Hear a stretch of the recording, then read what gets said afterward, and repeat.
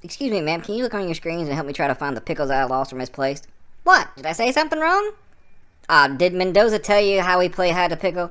Oh, shucks.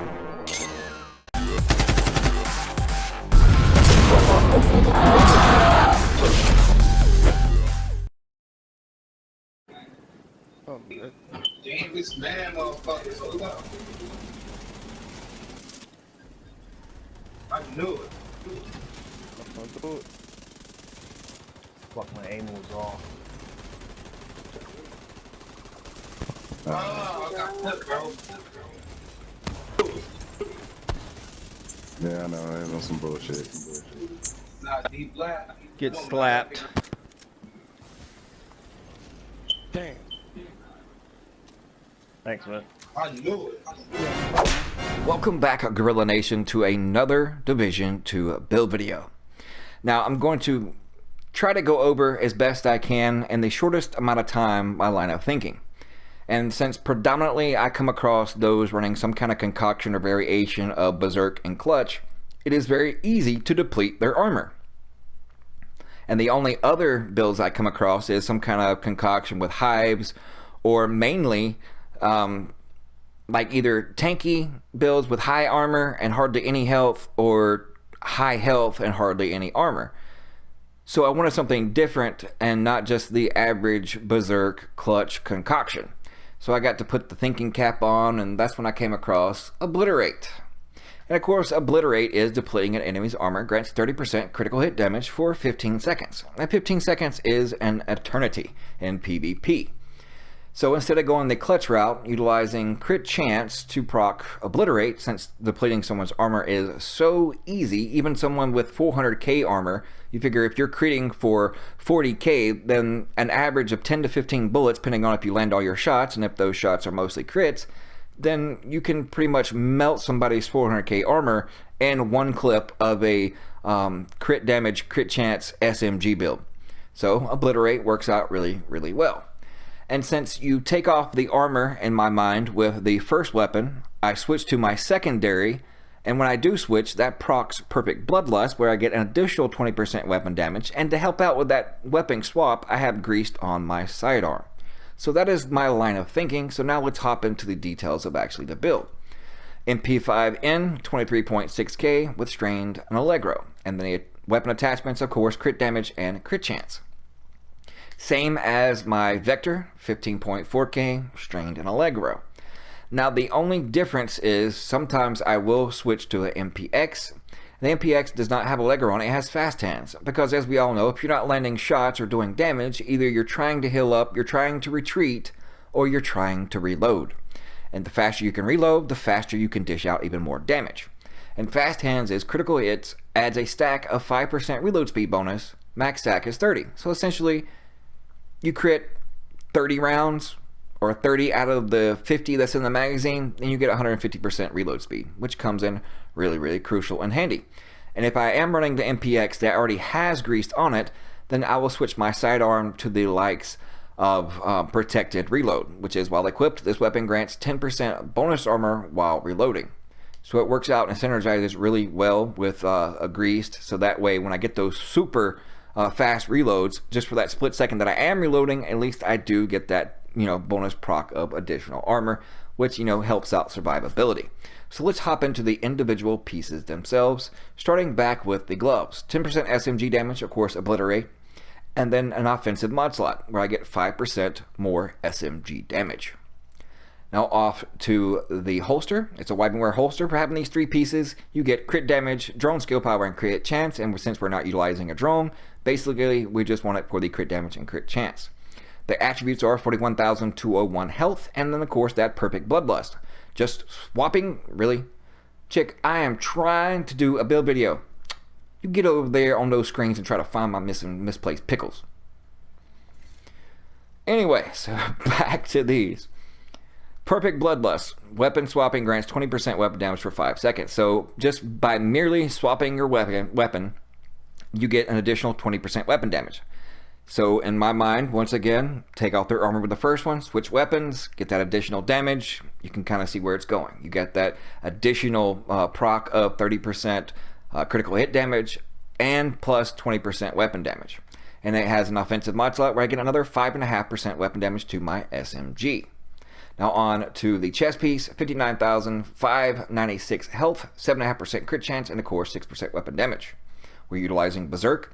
And the difference between a Wyvernware over more or less a Fenris, yes, a Fenris will have that additional talent, and if you're using Berserk, then either you're going to have Hardened there, or typically Vital. And most people have Vital on their backpack along with a Murakami, so typically they'll just get a 10% additional armor. So I decided it'd be more beneficial to have an additional offensive mod slot where Wyvernware has 2 and Fenris only has 1.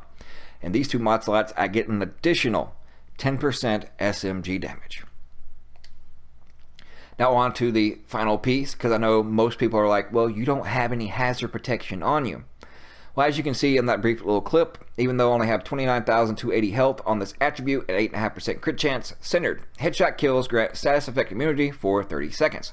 Yes, it is a little bit of a gamble. Now, but if you can land your shots and as quickly as you can melt and delete people, then you can easily proc centered. But of course, if I had a choice, I would rather much have concussion there and just go without centered altogether. And concussion is headshots grant 15% headshot damage for 2 seconds. I think I would benefit off that more than centered, but at least centered is not null and void, and at least it's somewhat usable. You just gotta land your shots and be sure you're the ones to actually kill them. But it did have that good roll that I was able to put on it at 29,280 health. But I mean, as long as you got a good health roll, good crit chance, it's whatever your personal preference is. I mean, there is really no perfect as far as the absolute way you must have a build. It all depends on your playstyle, and like I always say, tweak things to your personal preference and your playstyle. Some don't mind having a little less hazard protection or no hazard protection at all. They just know how to combat it. But it's always good to have a backup plan, and that backup plan would be a Wyvernware mask with some hazard protection on it. So you can mix it up however you want to. If you want hazard protection, then go for it. I mean, I do have perfectly insulated masks just lying around. But moving on. Now to the backpack. Yes, it is not a Murakami backpack. As you see on this one, my armor drops by 74,000 armor, and I only gain a mere 30,000 health. Now, is the payoff really worth it? That is up to you to decide. Since majority of the people are utilizing ARs, and ARs do have that damage to armor built in, damage to health built into them by 29%, then that drastically increases their damage to more or less pure health builds. So I wanted to have just a little bit more armor, but yet if my armor is cracked, that I can still just turn around and absolutely melt someone just by one single clip of my vector, which is, it happens all the time. So that is why I chose to go with the Heliguard. For the Heliguard, I pretty much traded off 8% total health for 5% total armor.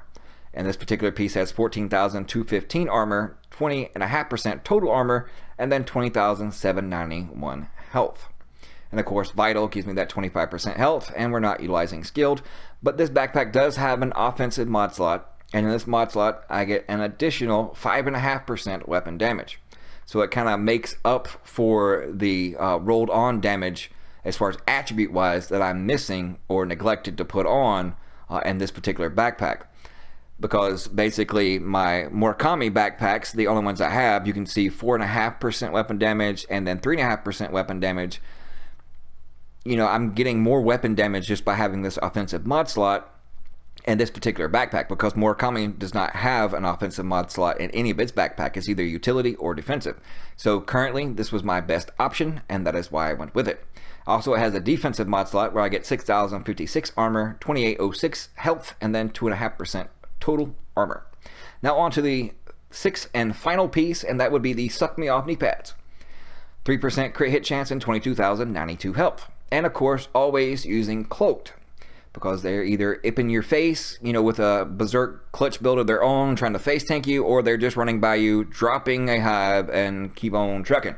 So either or, cloaked is my best option in my opinion when your armor is depleted, nearby enemy skills are disrupted for 10 seconds. So if they just drop the hive and keep on trucking, And if it's a really strong hive and your armor is depleted and you're nearby it, it's going to disrupt it. So bye-bye hive. Then it'll give you time to heal back up, because that dude is still running. All he was doing was trying to get an easy kill just by dropping a hive, hoping you had no hazard protection or nothing to defend yourself against it, and keep on trucking. So at least this way, no matter if or a matter of both, if it's in the vicinity of me, then that skill is going to get disrupted. And what I've come to find out in PS4 DZ, that cloaked is actually crucial. Now you can get perfect cloaked, and I do have a pair of those, but it's only found on Murakami Kneepads. And perfectly cloaked, as you can see, occurs once every 15 seconds, whereas on the regular cloaked, it's every 30 seconds. And the skills are disrupted for 10 versus 15. So there is a significant jump. It's just you have to choose. Either you find a way or find gloves, say suck me off gloves, and you lose the offensive mod slot there, but yet you gain that additional just from cloaked, or you just stick with regular cloaked and you get extra damage. I prefer either this way. I'm still trying to figure out and find a way to actually utilize perfectly cloaked, but I think just the bare bones basic cloaked is just fine. And of course, it's essential now, if you're not running Berserk Clutch, then you're going to have some type of heals other than just your armor kits. And basically, when it comes to the Seeker heal, it is a lot stronger than the Chem Launcher, instead of just having the Chem Launcher by itself. Now, if you don't like having a little Pokeball rolling around your feet, giving you some hills here and there, then go with the Defender Drone and then Chem Launcher, and then you can, run the Gunner Specialist, and then that way if you, put on an armor kit, you'll get a proc of a 50% additional bonus armor. But it's whatever your personal preference is. I just like being able to drop that at my feet, and I'm not really used to dropping a chem and actually standing in it while I'm battling or whatnot. If I do, usually I'm bobbing in and out of it, steadily strafing left or right.